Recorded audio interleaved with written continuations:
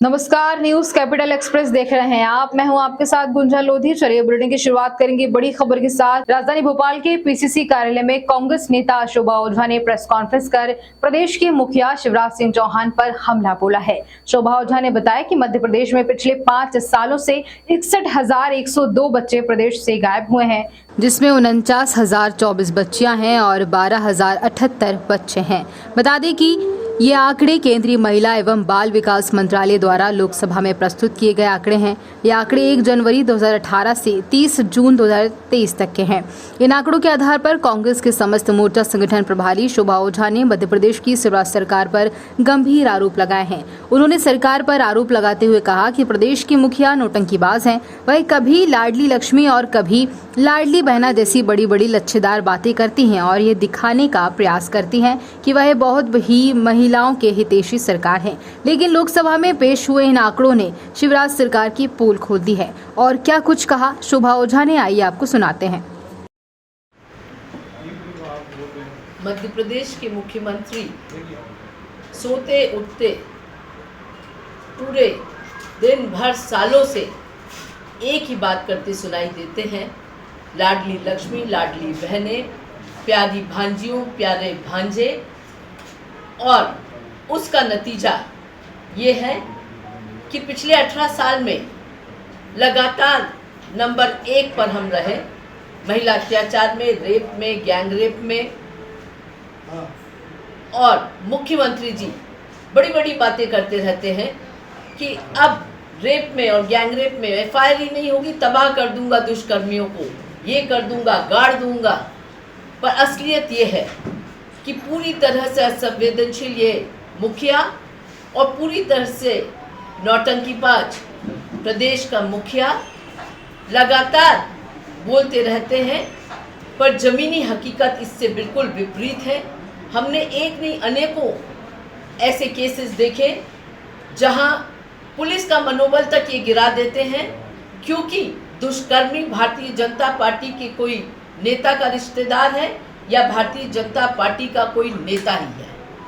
और ऐसे में लगातार आंकड़े ये बोलते हैं कि मध्य प्रदेश नंबर 1 पर है महिला अत्याचार के मामले में। अब जो नया आंकड़ा आया है वो भी भयभीत करने वाला है।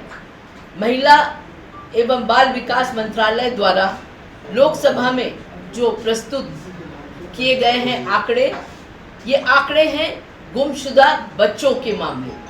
और इसमें भी दुखद है, दुर्भाग्यपूर्ण है कि सबसे ज़्यादा बच्चे अगर कहीं के गुमशुदा हैं तो वो है मध्य प्रदेश। ये मामा जो कि प्यारी भांजी, प्यारे भांजे करके दिन भर रट लगाते हैं, आज कुपोषण में भी नंबर 1 पे हैं और गुमशुदाई में भी ये बच्चे मध्य प्रदेश के नंबर 1 पर हैं। दुखद होता है जब 61,102 बच्चे पिछले 5 साल में इस मध्य प्रदेश से गायब हैं, जिसमें बिटियां हमारी 49,024 बेटियां हैं और 12,068 बेटे गायब हैं। तो मैं मुख्यमंत्री जी से पूछना चाहती हूँ, जो रोज बहन बेटियों की बात करते हैं, भांजे भांजियों की बात करते हैं, कि आखिर 61,102 भांजे और भांजियां इस प्रदेश से कैसे गायब हुए, और उनकी गायब होने पर जब शिकायत लिखी गई तो उसका क्या हुआ, और इन गायब बच्चों को, इस ह्यूमन ट्रैफिकिंग को रोकने के लिए मुख्यमंत्री ने क्या कदम उठाए, ये हम जानना चाहते हैं। केवल और केवल नौटंकी करके, भांजे भांजियों की बात करके, बहनों और बेटियों की बात करके अपने इस कमियों को छुपाते रहे। चाहे रेप की बात करें, चाहे कुपोषण की बात करें, चाहे गायब बच्चों की बात करें, हर मामले में मध्य प्रदेश नंबर 1 है। और ये आंकड़े हमने नहीं दिए हैं, ये आंकड़े केंद्रीय महिला एवं बाल विकास मंत्रालय, स्मृति ईरानी जी के मंत्रालय ने लोकसभा में ये आंकड़े दिए हैं। तो इसलिए कहीं ये भूल से ये ना कहें कि आंकड़े बनावटी हैं। चेक कर लें और इस मामले में मुख्यमंत्री जी ने क्या किया इसका जवाब दे, क्योंकि मदारी की तरह नौटंकी तो खड़ी कर देते हैं पर असलियत आज किसी से छुपी हुई नहीं है। चाहे महिला हो, बच्चे हो, हर तरह से शोषित है, प्रताड़ित है, और ये बच्चे आखिर गायब हैं तो कहाँ गए इस प्रदेश से, इसका जवाब हमें मुख्यमंत्री जी से चाहिए। क्यों नहीं करती है संसद भवन में? जहाँ भाजपा है वहाँ की बात आंकड़े दिखाए जाते हैं केवल। ये तो नंबर 1 के आंकड़े हैं ना, इसमें कांग्रेस या बीजेपी का कुछ नहीं। प्रदेश पूरे देश में नंबर 1 पर है मध्य प्रदेश, इसलिए आंकड़ों की चर्चा होगी। और स्मृति ईरानी जी हो, चाहे भारतीय जनता पार्टी का कोई भी नेता हो, वो दुष्कर्म को और इस तरह के आंकड़े, चाहे वो कुपोषण के आंकड़े हो, चाहे बच्चों की ट्रैफिकिंग के आंकड़े हो, इनको प्रदेशों में कृपया करके ना बांटें। जो जिन प्रदेशों में ये सबसे ज़्यादा है उस पे चर्चा होनी चाहिए। अगर क्राइम को भी हम प्रदेशों में बांटेंगे तो इससे शर्मनाक कुछ नहीं हो सकता। स्मृति ईरानी जी जो कल लोकसभा में कह रही थी, इससे दुर्भाग्यपूर्ण और कुछ नहीं हो सकता कि जो मणिपुर में हुआ है पूरे विश्व में हमने ऐसी तस्वीर कहीं नहीं देखी। वो उसको अगर कंपेयर कर रही किसी और प्रदेश से तो ये शर्मनाक है। क्राइम को वो जिस तरह से छुपाने की कोशिश कर रही है अपने वक्तव्य से, वो शर्मनाक है। एक महिला होने के नाते वो उस क्राइम को, उस गंदे क्राइम को भी छुपाने की कोशिश कर रही, वो बेहद शर्मनाक। भोपाल से खबर है जहां पर परिवर्तन पार्टी ऑफ इंडिया द्वारा पुलिस कमिश्नर भोपाल से अनुमति मांगी, जो 25/7/2023 को अनुमति प्रदान की गई थी। 26/7/2023 अनुमति देने के बाद सरकार का विशेष दबाव आया, फिर से अनुमति को निरस्त कर दिया गया। ये सरकार का मध्य प्रदेश पुलिस कांस्टेबल एवं होमगार्ड कर्मचारियों की मांगों के खिलाफ दोहरा चरित्र दिखाई देता है। परिवर्तन पार्टी ऑफ इंडिया जो पुलिस कांस्टेबल व होमगार्ड कर्मचारियों की मांगों को जोर शोर से उठाना चाहती है, उसमें सरकार के द्वारा आवाज को दबाने का प्रयास किया जा रहा है। परिवर्तन पार्टी ऑफ इंडिया के राष्ट्रीय अध्यक्ष मोनू महेंद्र सिंह रावत एवं पुलिस सहयोगी बबलू यादव से हुई बातचीत के दौरान उन्होंने कहा कि जब तक मध्य प्रदेश पुलिस कांस्टेबल व होमगार्ड कर्मचारियों की मांगें पूरी नहीं हो जाती, तब तक सड़क से सदन तक संघर्ष करते रहेंगे। जी, आज आप पुलिस कमिश्नर से मिलने आए थे, बताएं। जी, देखिए क्या है कि परिवर्तन पार्टी ऑफ इंडिया द्वारा Madhya Pradesh police constable home guard कर्मचारियों के समर्थन में एक प्रोटेस्ट रखा गया था, जो कि नीलम पार्क भोपाल में, और 18 तारीख को परमिशन के लिए कमिश्नर महोदय को एक आवेदन दिया गया था, जिसमें परमिशन 25 तारीख को दे दी गई थी। मगर आज सरकार के दबाव के कारण आज 26 तारीख को फिर से नष्ट कर दी गई है। आपने किन किन मुद्दों को लेकर आपने एक आंदोलन के लिए रूपरेखा तैयार की थी, जिसको सरकार, आपका आरोप है कि सरकार के दबाव में आपका आदेश पर परमिशन निरस्त कर दिया गया है? जी, पुलिस कांस्टेबलों की जो मांग है कि ग्रेड पे जो है 1800 से बढ़ा करके 2800 की जाए, जो साइकिल का भी भत्ता दिया जाता है उसको मोटरसाइकिल का किया जाए। ऐसी कई मांगें हैं जो उनकी उसके समर्थन में प्रोटेस्ट किए जाना। अब जबकि बल्कि सरकार ने आपको अनुमति देने से मना कर दिया है, अब उस मुद्दे को कैसे उठाएंगे आप? देखिए, बिल्कुल परिवर्तन पार्टी ऑफ इंडिया पुलिस परिवार के साथ है और उनकी मांगों का समर्थन करती रहेगी और उनके लिए संघर्ष करेगी। आने वाले समय एक बड़े प्रोटेस्ट की हमारी तैयारी है, जो कि एक डेट फाइनल कर दी जाएगी। ये सरकार जो निकम्मी सरकार है, जो कि जनता का शोषण करने का काम करती है, जो कि 24 घंटा ड्यूटी लेने के बाद भी उनके हक और अधिकार की बात नहीं करती है, जो कि पुलिस कांस्टेबल हैं 24 घंटा ड्यूटी देने के बाद भी उनको अपने उसमें रखती है, और उनकी जब मांगों की जब बात आती है तो सरकार उनके लिए कुछ करने के लिए तैयार नहीं है, और सरकार के द्वारा विशेष दबाव बनाया जाता है और परमिशन को कैंसिल कर दिया जाता है। देशभक्ति जन सेवा के जज्बे को लेकर जो पुलिस रोड पर काम करती है, आखिर वही पुलिस खुद अपनी समस्या समाधान के लिए क्यों परेशान है, क्यों उससे हल क्यों नहीं हो रही है? बिल्कुल, पुलिस को अपनी मांग रखने का कोई अधिकार नहीं है, कोई प्रोटेस्ट नहीं कर सकते हैं। इसी दौरान परिवर्तन पार्टी ऑफ इंडिया ने उनकी मांग को आगे बढ़ाया और उनकी मांगों का समर्थन किया। 2019 से परिवर्तन पार्टी ऑफ इंडिया उनकी मांगों का समर्थन करती आई है, जो कि प्रेस के माध्यम से, और 28 तारीख का जो प्रोटेस्ट का एक बड़ा पूरे प्रदेश से लोग आ रहे थे, हमारे पार्टी के कार्यकर्ता, और आज उन्होंने परमिशन नष्ट की है, जिससे सरकार घबरा गई है, डर गई है। और मैं फिर से आपसे कहना चाहता हूं कि परिवर्तन पार्टी ऑफ इंडिया भी यहाँ रुकने वाली नहीं है, और आने वाले समय में एक बड़ा प्रोटेस्ट हम लोग अभी हाल ही में एक पुलिस परिवार की बेटी को चाकुओं से गोद के मार भी डाला है। यही सरकार की नाकामी है, जो कि सरकार इस पक्ष में कोई फैसला नहीं लेती है और जो क्राइम है दिन ब दिन बढ़ता जा रहा है। और पुलिस प्रशासन जो है, जो ज़मीन पर जो काम करते हैं, ग्राउंड में जो काम करते हैं, जब उनकी मांगों को जो पूरा नहीं करेंगे ये लोग, उनके लिए अगर उचित वेतन नहीं देंगे तो कैसे क्या होगा प्रदेश को। आपराधिक वारदातों को अंजाम देने वाले 5000 इनाम के आरोपी को संजीवनी नगर थाना पुलिस ने दबोच लिया। पूरे मामले की जानकारी देते हुए संजीवनी नगर थाने में पदस्थ सब इंस्पेक्टर सतीश झारिया बताते हैं कि कुछ दिनों पूर्व दीपक सेन, सूरज सेन, आकाश और गोपलाइन लोगों द्वारा अंकित प्रताप के साथ मारपीट की गई। वहीं आपको बता दें कि और उसे चाकू से गंभीर रूप से घायल कर दिया गया था। संजीवनी नगर थाना पुलिस ने हत्या के प्रयास का मामला दर्ज कर 3 आरोपियों को तो गिरफ्तार कर लिया था, लेकिन दीपक सेन जनवरी से ही फरार चल रहा था, जिसको संजीवनी नगर थाना क्षेत्र स्थित बड्डा दादा ग्राउंड से पुलिस ने दबोच लिया है। जबलपुर से वाजिद खान की रिपोर्ट। हाँ, ये घटनाक्रम जनवरी की है। दीपक सेन, सूरज सेन, आकाश और गोपाल, इन लोगों ने मिलकर अंकित प्रताप के साथ जो है मारपीट किए थे और इन लोगों ने चाकुओं से मारकर अंकित को गंभीर रूप से घायल किया था। इस पर जो है 307 का अपराध पंजीबद्ध किया गया था। दीपक सेन जो है जनवरी से ही फरार था। इनके जो बाकी अन्य साथी हैं उनको गिरफ्तार कर लिया गया था। दीपक सेन को भी अभी गिरफ्तार किया गया है और इससे जो है घटना में प्रयुक्त चाकू जब्त किया गया है। आरोपी को कहाँ से गिरफ्तार किया, कितने मामले हैं आरोपी के करीब 8 मामले जो हैं पंजीबद्ध हैं थाना गढ़ा और संजीवनी नगर में मिला करके, और ये बड्डा दादा मैदान में जो है अपने छुपा हुआ था और इस पर जो है करीब 5000 का इनाम भी उद्घोषित था।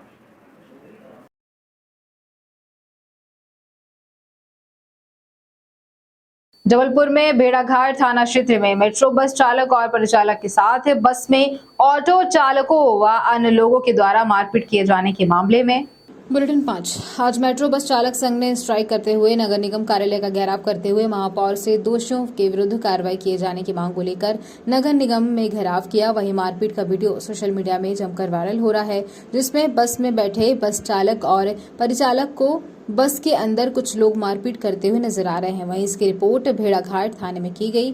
वहीं बावजूद दोषियों पर कार्रवाई न कर उन्हें थाने से भगा दिया गया। जबलपुर से वाजिद खान की रिपोर्ट।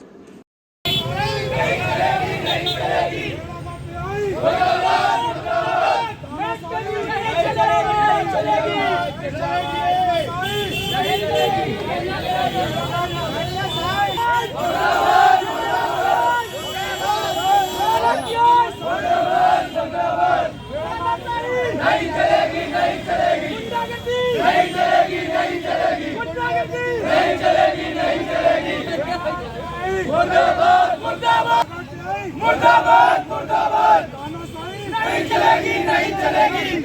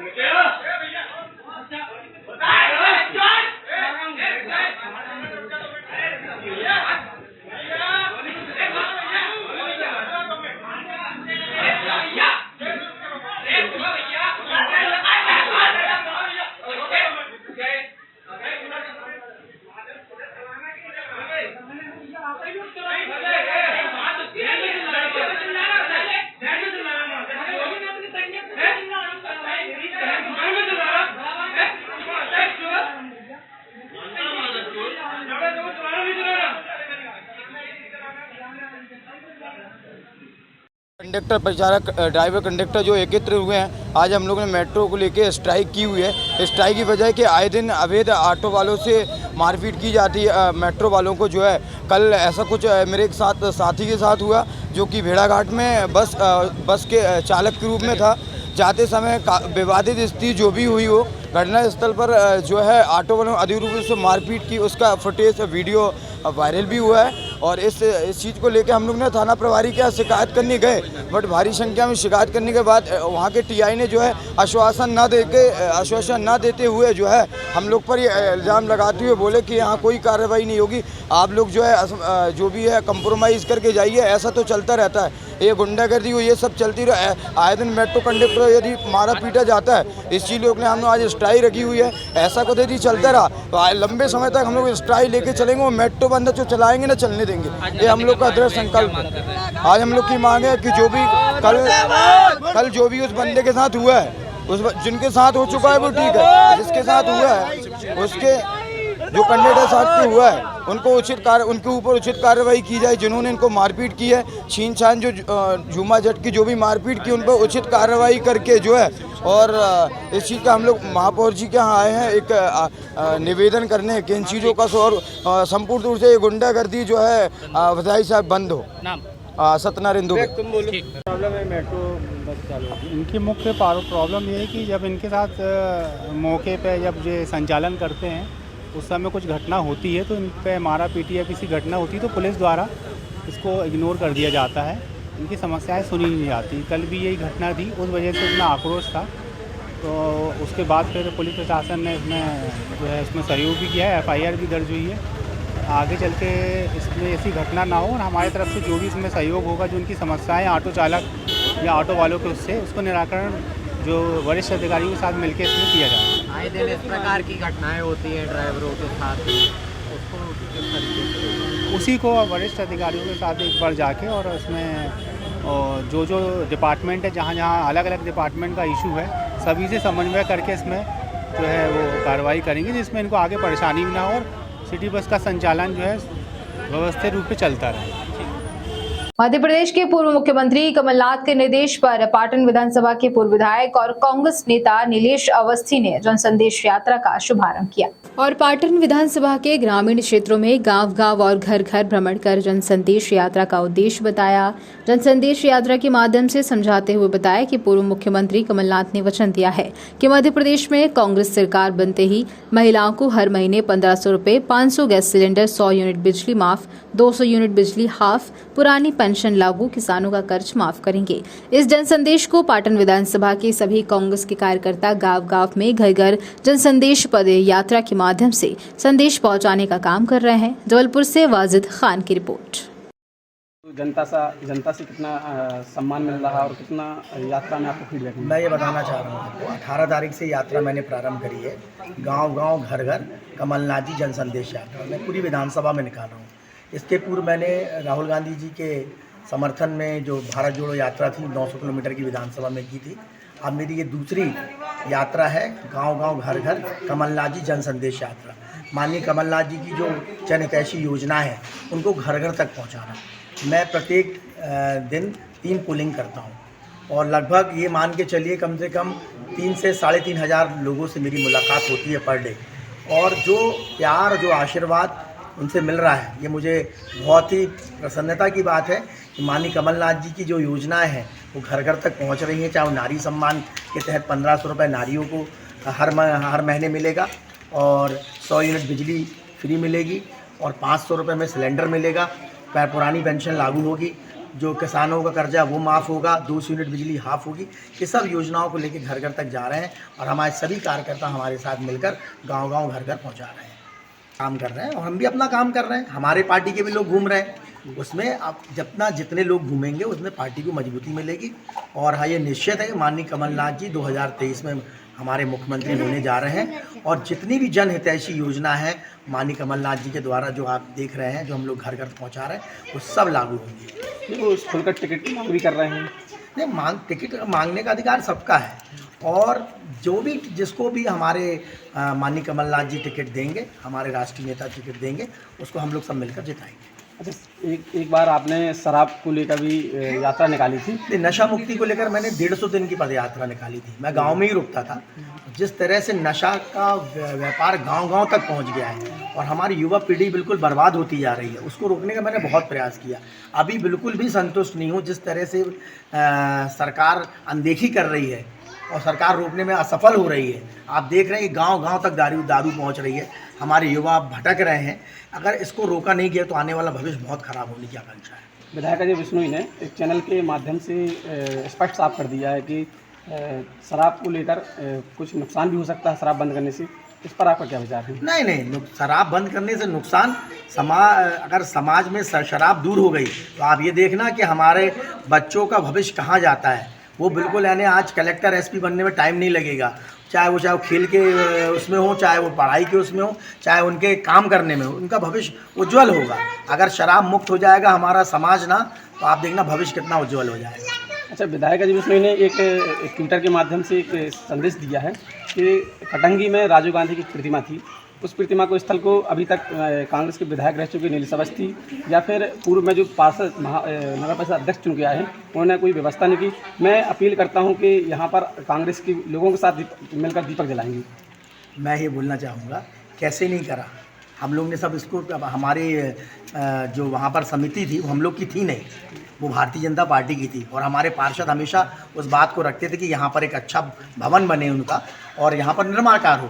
लेकिन हमारी 14 महीने की सरकार हमको नहीं मिल पाया, अवसर नहीं मिल पाया काम करने का। लेकिन आने वाले 2023 में वहाँ पर बहुत अच्छा काम किया जाएगा। अच्छा, वो अपील कर रहे हैं कि सभी कांग्रेस के कार्यकर्ता आके दीपक जलाएंगे, इसको लेकर आप देखिए, ये तो सब बातें हैं, है ना। कुछ भी अपने को मीडिया को अपने आप को प्रमोट करने की चीज़ है। अगर कुछ दीप जलाने का काम नहीं करिए, वहाँ कुछ अगर कर सकते हो तो करके दिखाइए। जबलपुर मणिपुर घटना के बाद विपक्ष सरकार पर लगातार निशाना साध रही है। इसी कड़ी में कांग्रेस उपभोक्ता प्रकोष्ठ के जिला अध्यक्ष सोनू सुधीर दुबे के नेतृत्व में टाउन हॉल गांधी प्रतिमा के सामने महिला अत्याचार और बढ़ती हुई महंगाई को लेकर लगातार प्रदर्शन किया गया। एक दिवसीय धरना प्रदर्शन किया गया, जहां इस दौरान सरकार के विरोध में नारे लगाए गए। वहीं धरने पर बैठे जिला अध्यक्ष सोनू सुधीर दुबे ने बताया है कि जिस प्रकार से मणिपुर के साथ साथ महिलाओं के ऊपर लगातार अत्याचार हो रहे हैं, देश में महिलाएं सुरक्षित नहीं है। वहीं केंद्र में बैठी सरकार मौन धारण करके बैठी हुई है। एक तरफ सरकार नारियों के सम्मान की बात करती है, उनके लिए कई योजनाएं निकाली जा रही हैं, वहीं दूसरी तरफ महिलाओं में लगातार अत्याचार बढ़ रहे हैं, इन्हें लोग इनमें संलिप्त हैं। वहीं बावजूद इसकी सरकार कोई कार्रवाई नहीं कर रही है। जबलपुर से वाजिद खान की रिपोर्ट। प्रकोष्ठ कांग्रेस कमेटी जबलपुर द्वारा आज हम लोगों ने गांधी प्रतिमा जी के सामने जो शांतिपूर्वक धरना प्रदर्शन दिया है, उसका मूल उद्देश्य हम लोगों का ये है कि केंद्र में भाजपा की सरकार जो नारी सम्मान की बात करती है, और आज मणिपुर में देखिए आप नारियों की स्थिति क्या है, महिलाओं के ऊपर स्थिति क्या है। और ये मणिपुर नहीं, ये पूरे प्रदेश के अंदर नहीं, पूरे देश के अंदर यही स्थिति है, महिलाओं के साथ अत्याचार। जबलपुर में 2-3 घटनाएं जो हुई हैं महिलाओं के ऊपर जिस टाइप का अत्याचार, और जो अत्याचार करने वाले जो लोग हैं वो कोई और नहीं है, भाजपा के कार्यकर्ता, भाजपा के संरक्षण देने वाले राजनेता। इन लोगों द्वारा जो महिलाओं के ऊपर अत्याचार हो रहा है, और केंद्र सरकार में स्थिति है कि धर्म के नाम पे ये लोग जो राजनीति करते हैं। आज देखिए महाकाल का जो घोटाला है, धर्म के नाम पे इतने बड़े बड़े घोटाले ये कर रहे हैं। आज बेरोजगारी है, भ्रष्टाचारी है, महंगाई है। आज देखिए कितनी ज़्यादा महंगाई है। इस पे हमारे मोदी जी इस विषय में कोई चर्चा नहीं करते, और हमारे प्रदेश में जो व्यवस्थाएं बिगड़ी हुई हैं उसमें भी उनका कोई हस्तक्षेप नहीं है। भाई सरकार प्रदेश में भी तो भाजपा की है, लेकिन जो व्यवस्थाएं करनी चाहिए वो व्यवस्थाएं नहीं हो पा रही हैं। अत्याचार यहाँ भी बहुत है, और हम लोगों का मूल उद्देश्य ये है कि ये जो अत्याचार महिलाओं पे हो रहे हैं उस पर बंद होना चाहिए, रोक होनी चाहिए, और जो भ्रष्टाचारी और जो भूमाफियाओं को संरक्षण भाजपा सरकार दे रही है उस पर सरकार को एक्शन लेना चाहिए। और हमारे मध्य प्रदेश में इस बार जनता ने मन बना लिया है कि कांग्रेस को वोट देकर कमलनाथ जी की सरकार बनाना है, महंगाई पे काबू लाना है। और कमलनाथ जी ने जो योजनाएं बनाई हैं, 1500 रुपये प्रति नारी को हर महीने देने का, 500 रुपये सिलेंडर, 100 यूनिट बिजली फ्री, और 200 यूनिट में बिजली में 100 रुपये उनका हर महीने लगना है। तो हम लोग ये चाह रहे हैं कि जो भी सरकार जो व्यवस्थाएं कर नहीं पा रही हैं मध्य प्रदेश में और केंद्र में, उस पर हमारी कमलनाथ सरकार बनने पे इसको आम जनता को इस पर लाभ मिलेगा। नगर अध्यक्ष उपभोक्ता संरक्षण प्रकोष्ठ जबलपुर। जबलपुर की पश्चिम विधानसभा क्षेत्र में पश्चिम विधानसभा क्षेत्र के पूर्व विधायक और पूर्व मंत्री हरेंद्रजीत सिंह बबलू के द्वारा क्षेत्र में एक रथ यात्रा निकाली जाएगी, जहां ये यात्रा 36 दिनों तक सभी वार्डों में निकाली जाएगी, जिसको लेकर एक पत्रकार वार्ता का आयोजन करते हुए पूरे कार्यक्रम की जानकारी पूर्व मंत्री हरेंद्रजीत सिंह बब्बू के द्वारा दी गई, जहां उन्होंने कहा कि वह अपनी बातों को लेकर जनता तक आ रहे हैं। 10 साल से क्षेत्र में कांग्रेस के विधायक हैं, जिसके बाद भी क्षेत्र में विकास नहीं हुआ। वहीं उनके कार्यकाल में विधानसभा क्षेत्र का पूर्ण विकास हुआ, जिसको लेकर जनता के बीच जाएंगे और जन जन तक अपना संदेश पहुंचाने की कोशिश करेंगे। वहीं टिकट को लेकर पूर्व मंत्री हरेंद्रजीत सिंह बब्बू ने कहा कि भारतीय जनता पार्टी के वरिष्ठ नेताओं से उनकी चर्चा चल रही है। चुनाव में अभी समय है, पर उनकी जनता के बीच अपना संदेश लेकर जाएंगे और चुनाव में उनसे किस प्रकार की गलती हुई है जनता से पूछने का प्रयास करेंगे। जबलपुर से वाजिद खान की रिपोर्ट। मैंने जितनी जनता को पश्चिम की विधानसभा की जबलपुर की देवतुल जनता पर सामने पूरा छाप कर एक एक चीज दे रहा हूँ। मेरा निवेदन है, चुनाव में हार जीत चलती है। मैं फोटो के मैंने क्या क्या काम किया है, जितना काम किया है आपके सामने, और उसके बाद इतने बड़े अपनी मन की बात रखूंगा कि मैंने जो काम किया उस पर लिखा हुआ है। जो नहीं लिखा करना चाह रहा था, लेकिन मैंने कभी प्रेस वार्ता करते हैं और उसके बाद रथ का शुरुआत मां नर्मदा के तट से शुरू होगी।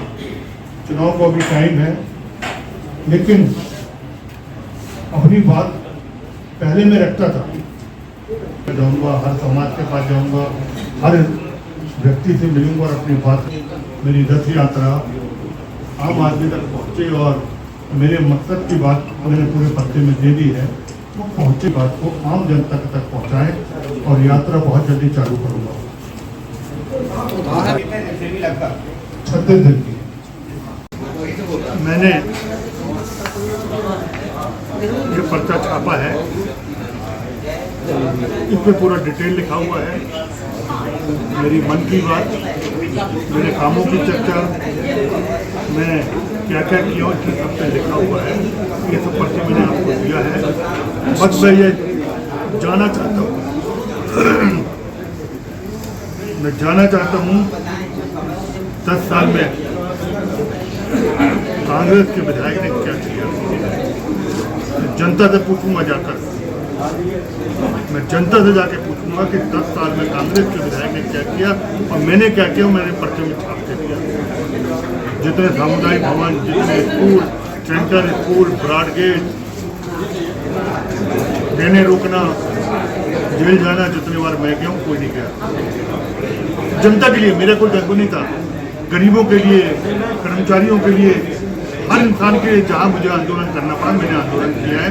तो भले के लिए किया, मेरा व्यक्तिगत कोई काम नहीं किया।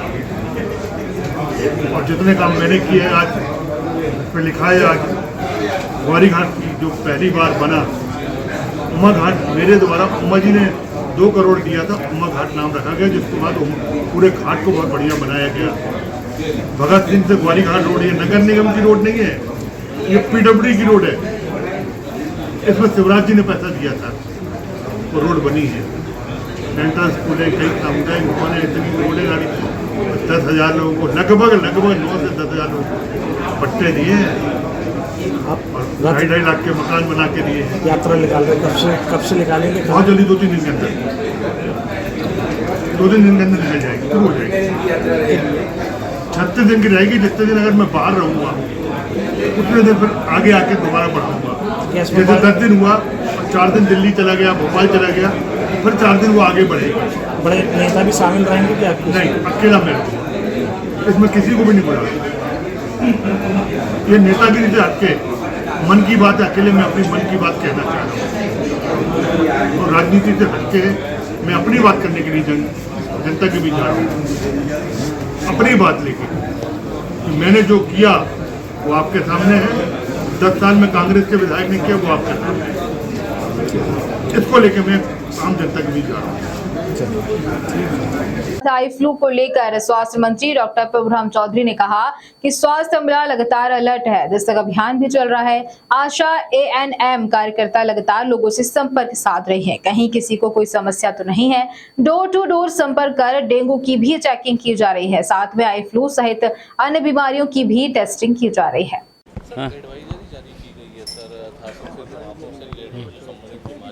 हाँ नहीं, पूरा स्वास्थ्य विभाग का भी पूरा दस्तक अभियान भी चल रहा है। डोर टू डोर हमारा सर्वे भी चल रहा है। हमारी ANM बहन है, आशा कार्यकर्ताएं घर घर जा रही हैं, पूछ रही हैं किसी को कोई दिक्कत हो तो, उनकी कोई परेशानी हो तो उनका इलाज किया जा सके। तो लगातार स्वास्थ्य विभाग के द्वारा जो हम लोगों ने टास्क फोर्स की भी मीटिंग हमने ली थी बल्लभ भवन में, इंटर डिपार्टमेंट की भी, तो जिससे चाहे डेंगू हो, चाहे आई फ्लू हो, चाहे अन्य जो भी बीमारी हो, इसमें दस्तक अभियान के माध्यम से भी हम लोग पूरा केयर कर रहे हैं।